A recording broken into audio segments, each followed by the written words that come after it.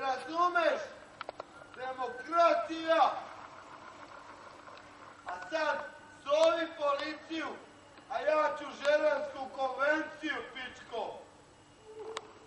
Da, a nek ti mama viče kad je ja steram u šupak.